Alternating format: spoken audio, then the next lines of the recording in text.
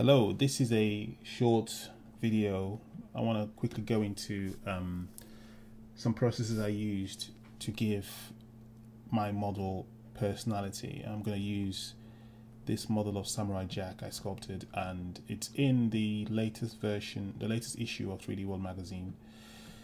I want to go through a few things I went through to try and give him a bit of personality. When I started sculpting him, he was very plain, and I just had to add a few bits and bobs, because Samurai Jack from the TV show is normally scowling when he's talking to his arch nemesis Aku. He has this puzzled look on his face sometimes, so I want to quickly move some things around in Zbrush and just give him a bit of personality and use asymmetry to do this. So what I did was I used the move brush to do that. I turned off symmetry for this, so I only moved one side of the face to give him a kind of puzzled frown. The bits of the lines you see on his head was done with the orb brush. It's an orb crack brush. You could get this online from ArtStation. I think Michael Vincente is the guy who made this brush. He's released some other brushes since then. For this area here, his eyebrow was done with the damp standard brush as usual, because it's quite good for that. So you just curve in, go back to the head, you just curve in what you want to do. And you can use the pinch brush to get the details together. And if you want to inflate area around it, you just lightly brush. You can reduce the brush size by holding down S, and you can reduce the intensity. So you can do all these things by holding down the space bar and controlling all three at once. So you can reduce the intensity and just inflate that area, and then you can smooth it down a bit with a smooth brush if you want. So this was kind of a basic thing I did to the head, just to give him a basic expression. But obviously Samurai Jack is an action hero, and this pose is very neutral. So what I wanted to do was pose him in such a way that I'd be able to get him in an action pose. And for this, there are different ways of doing poses in Zbrush, but to give your character's personality.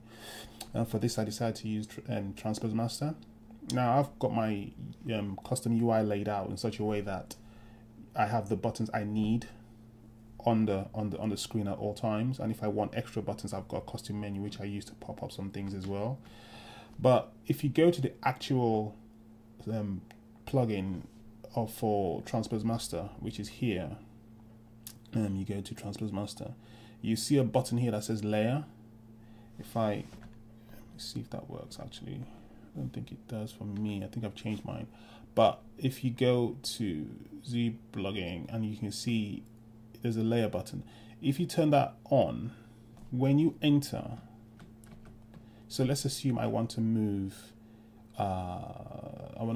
his head and his arm, but I want to keep his gi moving with his arm. So if I go to T-pose mesh like this, it's going to take the whole model, it's going to export it and re-import it as one solid model. So now if I go into, I can basically move the whole thing as one model. So I'm going to quickly do something very dirty with the mask lasso tool. Skip that. I'm just going to I'm going to hide this first. Actually, I'm going to do transpose instead. I'm going to take this and I'm going to mask this out quickly. Mask out the arm, and then I'm going to go back and select this guy, the arm here, and I'm going to select this guy and just show only him. So his arm is quite short, so that should be fine. So if I take everything else, mask everything else out quickly with the mask lasso, and take this guy, mask him out, bring everything back. So now we have the gi, arm, has been masked, and his arm is masked as well. So if I take the transpose tool, I'm still using R7 because some of my clients haven't updated yet, and Zbrush isn't backwards compatible if you use it R8. So if you go into transpose and you rotate this, say you rotate this up a bit and you move it in a bit to compensate for the stretching. So you've moved the arm out a little bit, and then you go back, unmask everything, and you go to T pose or sub T, you press that button. It's going to take the model you just moved, and it's going to change it into, it's going to transfer all those details to the new model. Move the arm first, then it's going to move the hand, and now you've got a pose, but it's moved the hand and the arm. So now, because I pressed the layer button, normally what would happen is it would be like this, and that would be that, so you'd have to go and do it over again. But if you go to layers, and you select, let's say I select this guy, the gi, this layer, as I've now got a layer with the arm down, or when it's on, the arm is up. And if I go to the hand, first I've got to make sure I've got the actual tool selected, which is this guy. So now I've selected that guy. So now I've now selected the hand. Turn the layer off, it goes back to default. Turn the layer on, it goes back to the pose position. This is very handy if you're doing something with asymmetry. You can basically sculpt all the details you want on the neutral layer, and then you use the layer where it's moved, and you can sculpt muscle detail if the arm's bent, and then you can have it with no muscle detail for the bicep if the arm is straight. So I did this for the whole model, and when I was done, I'll just open the next file up from that. MC open. I'm gonna open another file, this guy. So I messed about with a few things. I had Aku in a file with Aku looking at him and he looking at Aku at the same time. So I basically colored him up a bit, and I've added Aku to give him a bit of, you know, a bit of detail, a bit of character in there. I'm just going to do a quick render so you can see what I mean by the eye placement. So Aku's looking at him, and Jack is looking at Aku, and I pose him in such a way that, you know, sword's out, he's angry, but I didn't like the way it played out, you know. So basically, because of what I was trying to convey, I wasn't entirely sure it was working for me. So I just basically had to repose him, and because I had layers on the original one, I was able to quickly go back and repose and remask stuff.